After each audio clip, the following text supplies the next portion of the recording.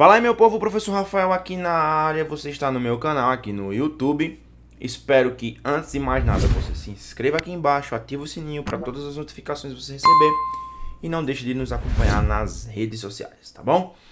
No vídeo de hoje a gente vai falar um pouquinho aí, vamos dar início, né, à introdução de físico-química, obviamente com soluções. Então, nesse primeiro momento, a gente vai falar de algumas definições importantes, alguns conceitos que você precisa ter relacionado às soluções e às dispersões, para que posteriormente, em uma nova aula, a gente fale aí um pouquinho sobre os cálculos, né, os temidos cálculos que vocês muitas vezes têm medo, mas que eu tenho certeza que se você acompanhar toda essa playlist aqui de química que tem no canal, todos os vídeos que estão por vir, nossas lives, com certeza você vai ter aí um rendimento muito superior nas provas que você venha desempenhar ou mesmo nas dúvidas que você tem, tudo bem? Então, sem mais conversa, vem comigo que esse vídeo tá muito bom.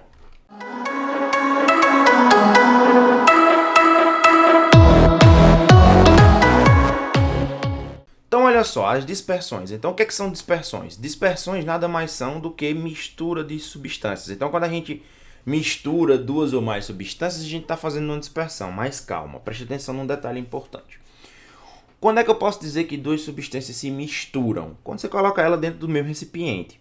Ah, professor, mas o senhor está errado, porque eu vi que misturas homogêneas são substâncias que não se misturam. Na verdade, não é que elas não se misturam. É que essas substâncias não interagem entre si. Veja que são palavras diferentes.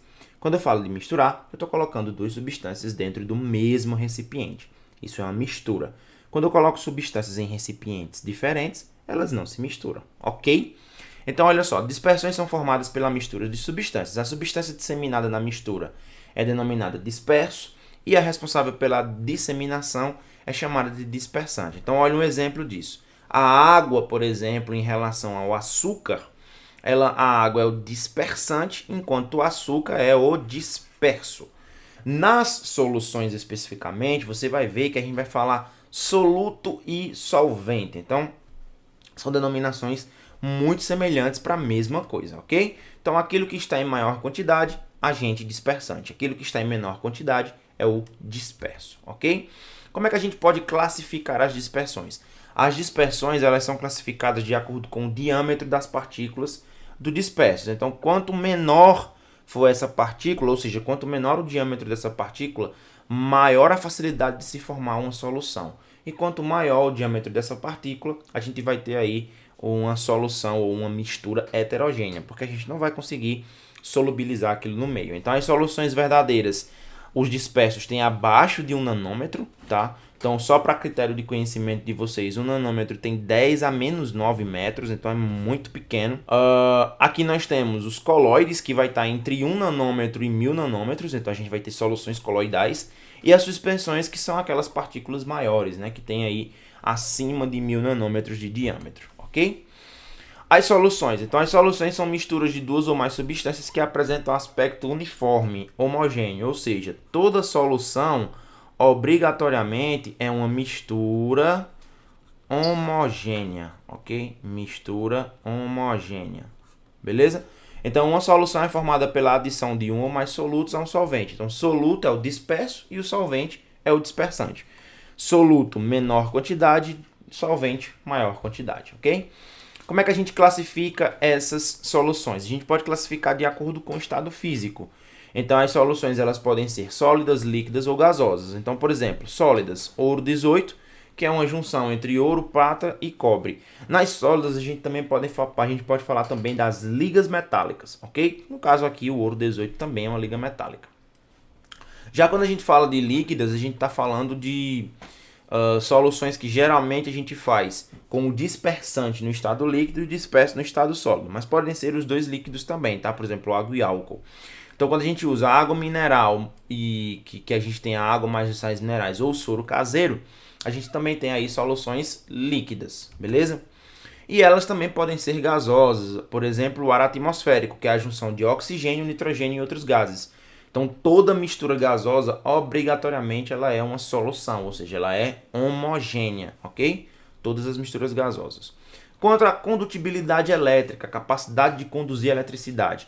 Então, a gente tem as soluções eletrolíticas, que são aquelas que conduzem corrente elétrica. Por quê? Porque possuem íons livres dissolvidos em soluções iônicas. Como assim, tio Rafas? Bem simples, pessoal. Você pode ter aí soluções eletrolíticas, né? E essas soluções eletrolíticas, por sua vez, elas podem automaticamente estar ligadas, né, à condução de eletricidade, de corrente elétrica. Então, olha só, o cloreto de sódio, que é um composto iônico, ele se dissocia em água, formando dois íons verdadeiros, nesse caso o sódio e o cloro, tá bom?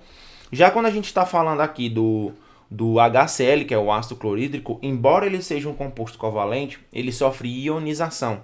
Então, esses íons livres aqui podem proporcionar a condução de corrente elétrica, ok? Soluções não eletrolíticas são aquelas que não conduzem corrente elétrica e nós vamos ter aí soluções moleculares, né, ou substâncias moleculares, como é o caso, por exemplo, da sacarose. A sacarose ela não forma íons e pelo fato de não formar íons, automaticamente ela não conduz corrente elétrica, tudo bem? Qual é a diferença, então, tio Rafas, entre dissociação e ionização? Então, dissociação nada mais é do que a separação de íons ou moléculas já existentes, por exemplo, composto iônico, certo? Ele se dissocia no meio. O composto iônico se dissocia no meio. Já a ionização é quando a reação química entre o soluto e o solvente provoca a formação de íons livres que não eram existentes na molécula inicial do soluto. Então, para facilitar esse processo com vocês, olha só. Dissociação. O que é? Dissociação está ligada a compostos iônicos. Ok? E ionização está ligada diretamente a compostos covalentes. Então, compostos iônicos, né, substâncias iônicas sofrem dissociação, compostos covalentes acabam sofrendo ionização, tudo bem? Então, olha só, como é que a gente evidencia que uma solução ela é eletrolítica ou não, né? Então, quando a gente coloca uma solução eletrolítica e passa por dentro dele uma corrente elétrica, essa condução de corrente elétrica ela acontece normalmente. Já numa solução não eletrolítica ou molecular, esse processo, infelizmente, não acontece. Tudo bem? Então, o que é um eletrólito? Eletrólito é uma substância que, em solução aquosa, sofre o fenômeno de ionização ou dissociação iônica, produzindo uma solução com íons livres. Então, por exemplo, a gente pode dizer que o HCl tem eletrólitos, tá? O HCl tem eletrólitos, como o NaCl também possui eletrólitos. E esses eletrólitos eles acabam formando íons que vão conduzir eletricidade dentro daquela solução. Geralmente esses eletrólitos, quando iônicos, eles são sólidos e aí em meio aquoso automaticamente conduzem muito bem a corrente elétrica. Tudo bem? Solvatação. Então, nas soluções eletrolíticas, as moléculas de água elas ficam por volta, né, dos íons com uma orientação diferente, impedindo que eles se reagrupem, tá? Essa propriedade é denominada de constante dielétrica e o valor da constante dielétrica da água é um dos maiores conhecidos. Então veja que os íons eles são solvatados, por quê? Porque eles apresentam aqui, são circundados por moléculas de água. Lembrando, pessoal, que a água é uma molécula polar, então ela tem uma afinidade aí por esses íons. E aí a presença desses íons faz com que exista ali uma presença bem próxima, né, da água nesses requisitos, tá bom? Então, o cloreto de sódio ele também tem essa característica de solvatação, justamente pelo fato de também possuir íons livres em solução. Então, esses íons fazem com que as moléculas de água sejam atraídas e ali eles fiquem circundados por moléculas de água quase que constantemente enquanto esse íon existir. Tudo bem?